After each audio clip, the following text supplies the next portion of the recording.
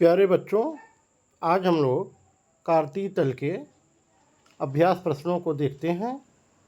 कार्तीय तल से एक क्वेश्चन राष्ट्रीय आय एवं योग्यता आधारित परीक्षा में लगभग हर वर्ष पूछा जाता है। तो यहाँ देखिए, पहला क्वेश्चन है हमारा। पहला क्वेश्चन है बच्चों कि -3(2) किस चतुर्थांश में स्थित है। तो -3(2) हमारा देखिए, ये पहला चतुर्थांश है, इसमें प्लस प्लस होता है। कि दूसरा है, इसमें माइनस प्लस होता है साइन। तीसरे में माइनस माइनस होता है और चौथे में प्लस माइनस होता है साइन। तो ये देखिए -3(2) है, माइनस और प्लस है, ये द्वितीय चतुर्थांश में हो जाएगा। आगे चलते हैं। दूसरा क्वेश्चन, निम्न में से कौन सा एक्स अक्ष पर स्थित है। तो साथियों, हम जानते हैं एक्स अक्ष पे जो पॉइंट स्थित होते हैं, ये सब एक्स अक्ष पे उनका भुज 0 होता है, मतलब वाई कोऑर्डिनेट 0 होता है। तो भुज 0 वाला ऑप्शन डी है। ठीक, अगला क्वेश्चन चलते हैं। अगला क्वेश्चन हमारा तीसरा है। बिंदु P की एक्स अक्ष से लंबिक दूरी -4 मात्रक, वाई अक्ष से लंबिक दूरी -7 मात्रक है। बिंदु P स्थित है। ये देखिए साथियों, दोनों निगेटिव हैं, तो माइनस माइनस तीसरे चतुर्थांश में होता है। ये हो जाएगा तीसरे चतुर्थांश में, और बहुत दिमाग नहीं लगाना है। यहाँ पॉइंट हो जाएगा, ये इसकी हो जाएगी वाई अक्ष से लंबिक दूरी जो -7 है, और ये इसकी हो जाएगी एक्स अक्ष से लंबिक दूरी जो -4 है। इसका कोऑर्डिनेट -7 -4 हो जाएगा, जो तीसरे चतुर्थांश में स्थित होगा। चौथा क्वेश्चन देखते हैं। चित्र देखकर बताइए कि ओ, पी, क्यू तथा आर के भुज एक्स और कोट वाई में संबंध। ये है चित्र हमारा। यहाँ देखिए, मूल बिंदु 0 0 दिया गया, फिर पी 1 4 है, क्यू 2 8 है, आर 4 16 है। तो देखिए, 1 चौके 4, 2 चौके 8, 4 चौके 16। तो वाई एक्स का 4 गुना है, तो वाई बराबर 4x हो जाएगा। ये संबंध है एक्स और वाई में। ठीक, अब हम चलते हैं दूसरे पेज पर। दूसरा पेज साथियों है हमारा ए, क्वेश्चन नंबर 5। यह चित्र में बिंदुओं ए बी सी डी को क्रमशः मिलाने पर बनने वाली आकृति होगी। तो साथियों देखिए, पॉइंट है, ए है, ए बी है, ये सी है, ये डी है। ये मिलेगा, जब ये मिलेगा यहाँ से ए मिला, ये मिलेगा, ये मिलेगा, ये मिलेगा। थोड़ा टेढ़ा मेढ़ा तो बन गया, आप लोग स्केल से नापेंगे। ये देखिए, आमने सामने की भुजाएं बराबर हैं, ये आयत बनेगा। ये भुजा इसके बराबर है और ये इसके बराबर है। निम्नलिखित रिक्त स्थानों की पूर्ति कीजिए। बिंदु 4 5 की वाई अक्ष से लंबिक दूरी। ये देखिए साथियों, दोनों प्लस प्लस हैं, फर्स्ट चतुर्थांश में होगा। बिंदु 4 5, अगर इस पर एक्स अक्ष पर लंब डालें, वाई अक्ष पर लंब डालें। किससे पूछा गया है? वाई अक्ष से लंबिक दूरी। इसका कोऑर्डिनेट अगर 4 5 है, 4 5, तो क्या होता है? ये 4 होता है, ये 5 होता है। इसकी वाई अक्ष से लंबिक दूरी क्या होगी? ये इसके बराबर होगी, ये 4 हो जाएगी। कितना हो जाएगी? 4। यहाँ पे हम 4 लिख देंगे। बिंदु -5 7 का कोट, तो पहले भुज लिखा जाता, फिर कोट लिखा जाता। अच्छा, तो आगे आ गए। पहला ये भी हम किए थे। दूसरा, बिंदु 0 7 अक्ष पर स्थित है। यहाँ देखना है, एक्स कोऑर्डिनेट 0 होता है। एक्स कोऑर्डिनेट कहाँ 0 होता है? वाई अक्ष पर, वाई अक्ष पर। ये हो जाएगा वाई अक्ष पर। बिंदु -3 3 चतुर्थांश में स्थित है। ये साथियों दोनों कोऑर्डिनेट माइनस में हैं, ये थर्ड में हो जाएगा। किसमें? तीसरे चतुर्थांश में, तीसरे चतुर्थांश में स्थित होगा। यदि बिंदु P की एक्स अक्ष से लंबिक दूरी a, ठीक, वाई अक्ष से लंबिक दूरी b है, तो बिंदु के निर्देशांक क्या हो जाएंगे? ये देखिए साथियों, अगर यहाँ पे कोऑर्डिनेट हमारा बी ए हो जाए, बी ए, तो ये जो है एक्स अक्ष पे जो दूरी होती है, ये b होती है, लामिक दूरी y अक्ष से होती है, और जो y होता है ये लामिक दूरी x अक्ष से होता है। ये हमारा a हो जाएगा। तो कोऑर्डिनेट जो हमारा बी ए होगा, क्या होगा, बी ए होगा। ठीक, -5 7 का कोट 7 हो जाएगा, -6 7 का भुज -6 हो जाएगा। बिंदु P का कोट 5 तथा भुज 8 है, तो P के निर्देशांक बच्चों पहले 8 लिखते हैं, भुज लिखते हैं, तब कोट लिखते हैं। ये 8 और 5 हो जाएगा। ठीक, इस तरह से हमारा 6वां क्वेश्चन हो गया। चलिए क्वेश्चन नंबर 7 देखते हैं। पार्श्वचित्र में अंकित बिंदुओं ए बी सी डी को देखकर उनके निर्देशांक लिखिए। ये तो बहुत पठनीय नहीं है साथियों, लेकिन इसको हम प्रयास करते हैं, बुक में देखते हैं इस क्वेश्चन को। ये देखिए साथियों, इस फिगर में ये ए है, इस फिगर में यहाँ पे ए है, ये बी है, यहाँ ए सी है, और यहाँ पे डी ए पॉइंट है। ये जो है देखिए यहाँ पे मूल बिंदु से 1 2 3 4, ये जो ए के डिस्टेंस है एक्स अक्ष पे ये 4 है, और वाई अक्ष पे 1 2 3 है। इसका कोऑर्डिनेट ए का हो जाएगा 4 3। अब आ जाइए बी पे। बी पे ए डिस्टेंस एक्स अक्ष पे, इधर एक्स माइनस होता है, ये है 1 2 3, ये -3 हो जाएगा, इधर एक्स निगेटिव होता है। वाई की साथियों 2 है, तो ये हो जाएगा 3 2। बी का निर्देशांक 3 2 हो जाएगा। सी क्या देखिए ध्यान से, तो सी की डिस्टेंस ओरिजिन से जो दिख रही है, सी की डिस्टेंस इधर 2 है, यहाँ है, यहाँ से ये है 2 है, और ये वाई से एक्स अक्ष से डिस्टेंस 1 ही है, मतलब एक्स 2 और वाई 1। थर्ड क्वाड्रेंट में है, तो ये -2 -1 हो जाएगा। ये साथियों सी का निर्देशांक है। अब आ जाइए डी पे। डी देखिए ए है डी, ए यहाँ पे, तो डी की डिस्टेंस जो है इधर भी 2 है, इधर भी 2 है, चौथे क्वाड्रेंट में है ये, तो चौथे क्वाड्रेंट में एक्स प्लस होता है, वाई माइनस होता है, ये 2 -2 हो जाएगा। ठीक, चलिए अगले पेज पे चलते हैं। अगला पेज साथियों, अगले पेज पे चलते हैं। ये है क्वेश्चन नंबर 8। क्वेश्चन नंबर 8 देखिए साथियों, ये है पार्श्वांकित चित्र में एक गतिमान कार का समय दूरी ग्राफ है। ग्राफ देकर चाल और दूरी में संबंध बताइए तथा कार की चाल भी ज्ञात कीजिए। साथियों, कार की चाल तथा दूरी में संबंध क्या होता है, दूरी बराबर चाल गुणे समय, दूरी बराबर चाल गुणे समय, या इसको शॉर्ट में ऐसे लिख सकते हैं,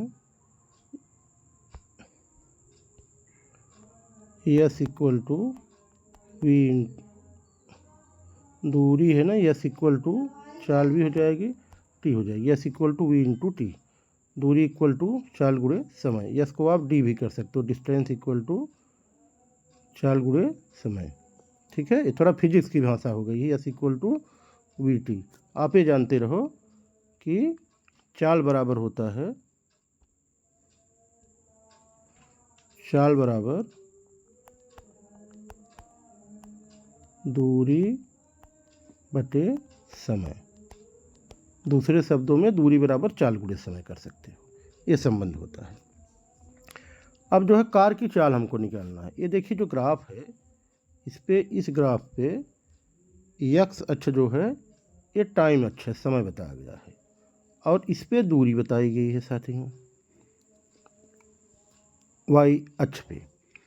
अब देखिए यहाँ 0 0 है, ओरिजिन है, यहाँ समय 1 घंटा है तो दूरी 45 है। तो चाल निकालना है, चाल बराबर दूरी बटे समय 45/1 करेंगे हम, 45/1, तो कितनी चाल मिलेगी? 45 मिलेगी। दूसरे भी देख लो, दूसरे पॉइंट पे, यहाँ पे ये देखिए जब 2 है समय, 2 घंटा है तो दूरी 90 है, तो 90/2 करेंगे, फिर भी 45 आ जाएगी। यही जो है फिर 4 पे 180 दी गई है। यहाँ देखिए 4 घंटा जब टाइम है तो दूरी 180 है, तब दूरी बटे समय करेंगे, फिर 45 आ जाएगी। तो कार की चाल कितना हो जाएगी? 45 किलोमीटर/आवर। ठीक, आगे चलते हैं। पार्श्वांकित चित्र को देखकर रिक्त स्थानों की पूर्ति कीजिए। इसमें दिया गया है ऊर्ध्वाधर रेखा वाई वाई डैश है। तो साथियों वाई वाई डैश क्या होती है? ये होती है वाई वाई डैश, ये हमारा वाई अक्ष होती है। क्या होती है? वाई अक्ष होती है। बिंदु P का कोटि है। अब इसमें आप देखिए बिंदु P यहाँ है, ये है बिंदु P। कोट क्या होती है? ये होती है कोट। ये कितना है?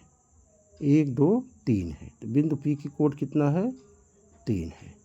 भुज पूछा जाता तो भुज 1 2 3 4 था। क्षैतिज रेखा x डैश यक्स क्या है? ये साथियों यक्स अक्ष है हमारा। क्षैतिज रेखा यही है, ये क्या है हमारा?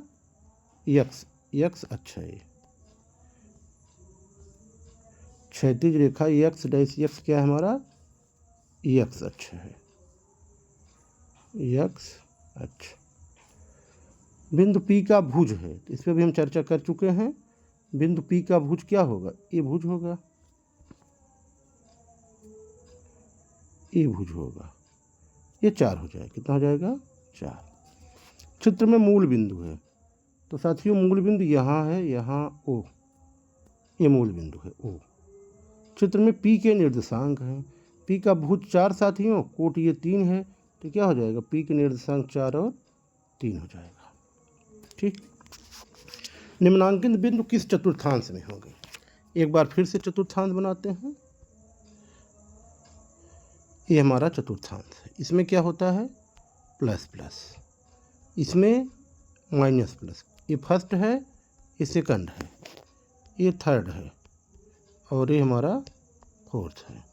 थर्ड में क्या होता है? दोनों माइनस माइनस होता है। इसमें x + y माइनस होता है। तो 11 15 प्लस प्लस है, तो किसमें होगा? फर्स्ट में, फर्स्ट क्वाड्रेंट में, प्रथम चतुर्थांश में। माइनस 11 15, ये माइनस प्लस है, ये देख रहे हैं माइनस प्लस किस में होता है? द्वितीय में। ये हो गया हमारा सेकंड में। ये माइनस माइनस है, तो ये हो गया थर्ड में। प्लस माइनस है, ये हो गया हमारा फोर्थ में। तो एकदम सीरियल से है, फर्स्ट सेकंड थर्ड फोर्थ। ठीक साथियों, हम चलते हैं अगले पेज पे। आ गए यहाँ। पार्श्वांकित चित्र देखकर निम्नलिखित प्रश्नों के उत्तर दीजिए। बिंदुओं A B C D के निर्देशांक ज्ञात कीजिए। ठीक, ये देखिए हमको पूछा गया है A का निर्देशांक क्या होगा। देखिए A को, ये हमारा मूल बिंदु है मित्रों। तो मूल बिंदु अगर ये है तो ये हुई हमारी, ये हुआ हमारा x अक्ष, ये हुआ हमारा y अक्ष। अब ये कहाँ स्थित है? y अक्ष पे।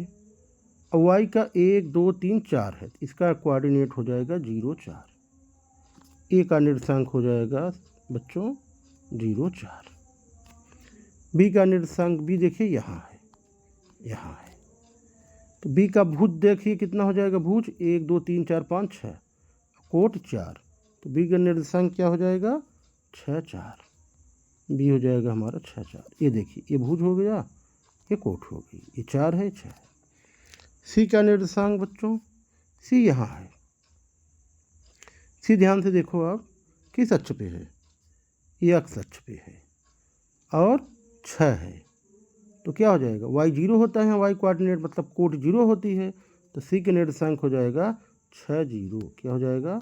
6 0। डी का निर्देशांक बच्चों, डी देखिए है कहाँ? ए है डी। देखिए यहाँ से एक परपेंडिकुलर डिस्टेंस आपको दिख रही है, इसको जब आप ड्रा करोगे, ये देखो ये कितना दी गई? 3, इधर भी 3, तो भुज और कोट दोनों नहीं, एक मिनट, ये देखो डी की जब हम परपेंडिकुलर डिस्टेंस वाई अक्ष से निकाल रहे हैं, ये एक्स तो 3 है और ये 2 है, ये कितना है? 2 है, तो 3 2 हो जाएगा। डी का निर्देशांक 3 2, एक्स कोऑर्डिनेट 3 है, वाई 2 है। आयत ओ ए बी सी का क्षेत्रफल ज्ञात कीजिए। ओ ए बी सी, इस आयत का क्षेत्रफल देखिए, इसकी ये लंबाई 6 हो गई, चौड़ाई 4 हो गई, तो 6 चौके 24 वर्ग यूनिट हो जाएगी। कितना? 24। 6 गुणे 4 बराबर 24 वर्ग मात्रक। इसकी लंबाई 6, चौड़ाई 4। आयत का क्षेत्रफल क्या होता है? लंबाई गुणे चौड़ाई। ठीक बच्चों, त्रिभुज डी ओ सी की ऊंचाई, ये देखो, ये है त्रिभुज डी ओ सी, इसकी ऊंचाई ए है, ये ऊंचाई है, ये ऊंचाई कितना है? 2 यूनिट, 2 मात्रक, 2 मात्रक। त्रिभुज डी ओ सी का क्षेत्रफल, त्रिभुज डी ओ सी का क्षेत्रफल बच्चों, त्रिभुज का क्षेत्रफल क्या होता है? त्रिभुज क्षेत्रफल होता है 1/2 आधार गुणे ऊंचाई। 1/2 आधार कितना है त्रिभुज डी ओ सी का? ये देख रहे हो, ये आधार 6 है, ऊंचाई कितनी है? 2 है, 2 से 2 कैंसिल, तो 6 वर्ग मात्रक। क्या हो जाएगा? 6 वर्ग मात्रक। ये त्रिभुज डी ओ सी का क्षेत्रफल हो जाएगा। ठीक बच्चों, आगे चलते हैं। त्रिभुज डी ओ सी का तथा आयत ओ ए बी सी के क्षेत्रफलों में संबंध ज्ञात कीजिए। चलिए, आयत ओ ए बी सी का क्षेत्रफल हमने निकाला, कितना आया था? 24 वर्ग यूनिट। त्रिभुज डी ओ सी का क्षेत्रफल निकाला, 6 आया, तो 6 चौका 24, 4 गुना है, मतलब आयत ओ ए बी सी का क्षेत्रफल बराबर 4 गुणे त्रिभुज डी ओ सी का क्षेत्रफल। ठीक, आयत ओ ए बी सी का क्षेत्रफल बराबर 4 गुणे त्रिभुज डी ओ सी का क्षेत्रफल।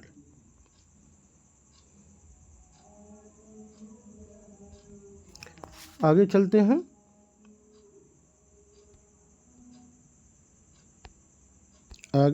बच्चों, ये साथियों, इस क्वेश्चन को देखते हैं। इस क्वेश्चन को पहले ठीक से पढ़िए बच्चों। एक वर्ग की भुजा सेंटीमीटर एक्स तथा इस वर्ग का क्षेत्रफल वाई सेंटीमीटर स्क्वायर है। एक्स के भिन्न भिन्न मान लेकर वाई के संगत मान ज्ञात कीजिए। ठीक है, फिर एक्स के मानों को भुज तथा वाई के संगत मानों को कोट मानकर ग्राफ खींचिए। चलिए, हम इस ग्राफ में कहीं ओरिजिन मान लेते, यहाँ ओरिजिन मान ले, ये हमारा ओरिजिन ओ हो गया। अब इसमें एक्स सेंटीमीटर जो है वर्ग की भुजा होगी, ये हमने वर्ग ले लिया, ये इस वर्ग को ले लिया, ये ऐसे हो जाएगा। इसकी भुजा एक्स है और इसका क्षेत्रफल वाई सेंटीमीटर स्क्वायर है। वाई सेंटीमीटर स्क्वायर क्या होगा बच्चों? एक्स स्क्वायर बराबर वाई होगा।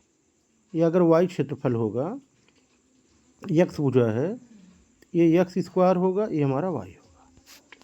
अब सपोज करो हम एक्स को 1 लेते हैं तो वाई 1 होगा, एक्स को 2 लेंगे तो वाई 4 होगा, एक्स को 3 लेंगे तो वाई 9 होगा। एक्स के मानों को भुज तथा वाई के संगत मानों को कोट मानकर ग्राफ खींचिए।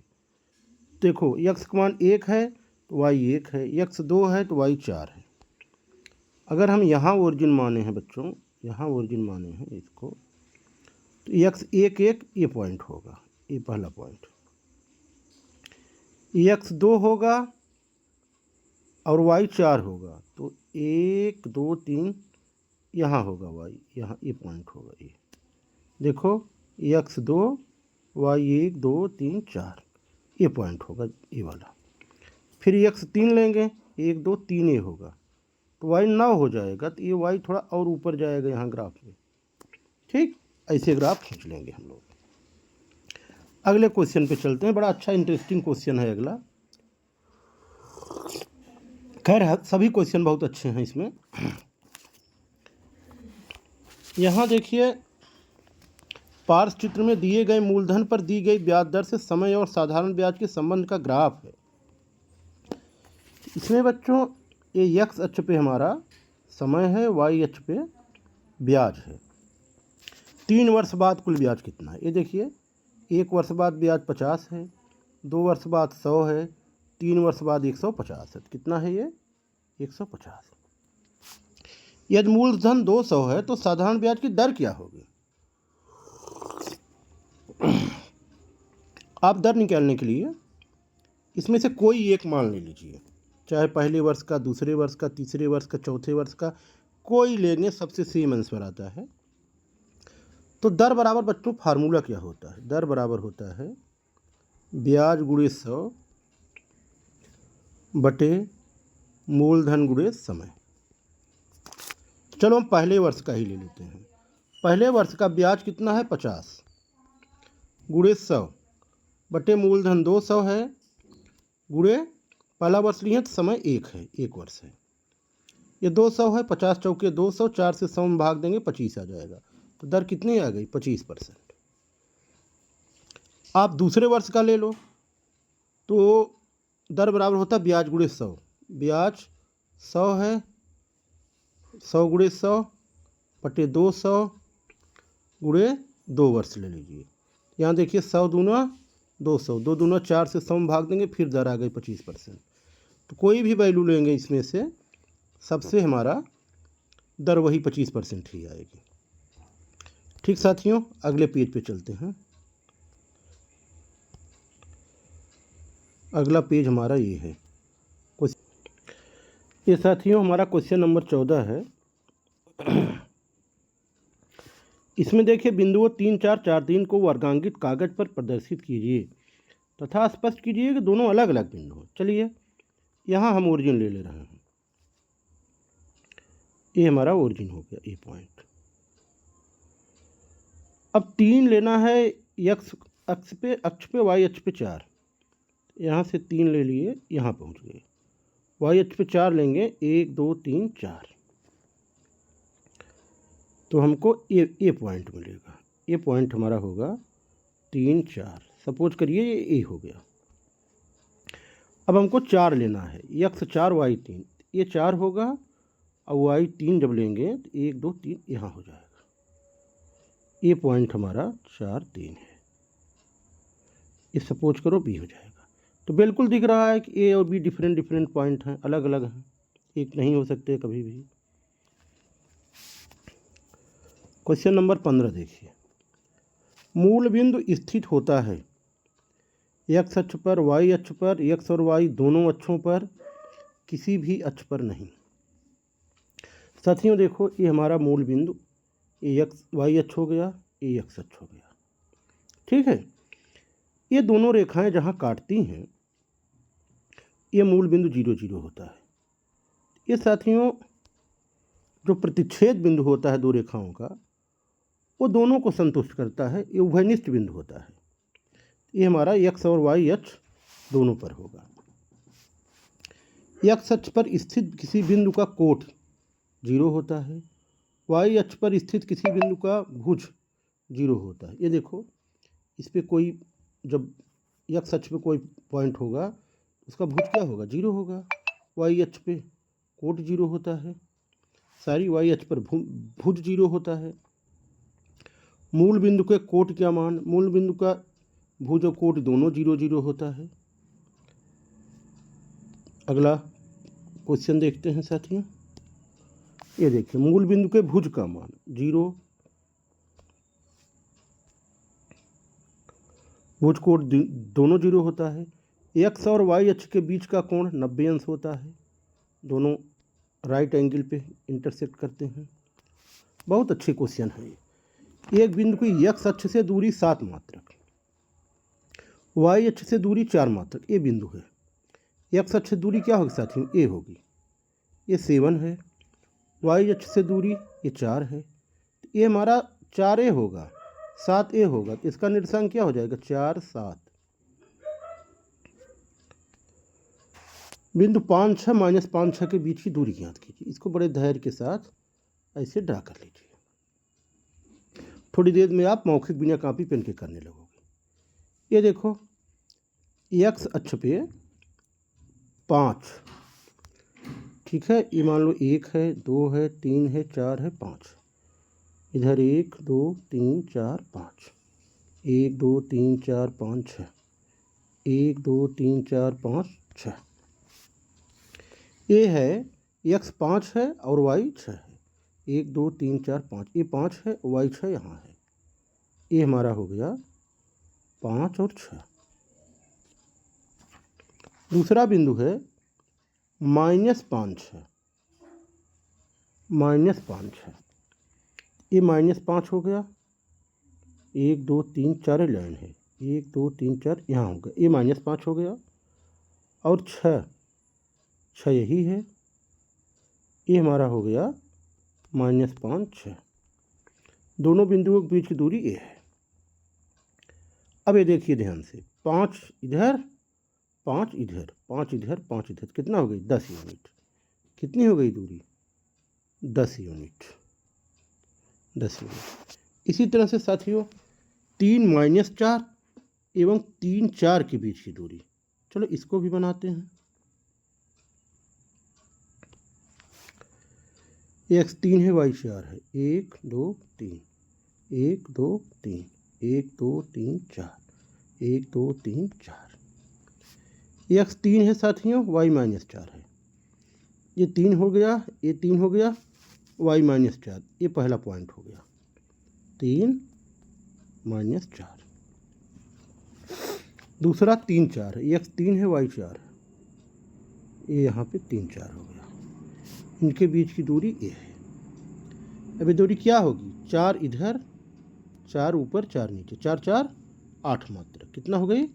8 मात्रक। इनके बीच की दूरी 8 मात्रक हो गई। मूल बिंदु और बिंदु 6, 8 के बीच की दूरी, चलो इसको भी बनाते हैं। ये मूल बिंदु है ए, ओ,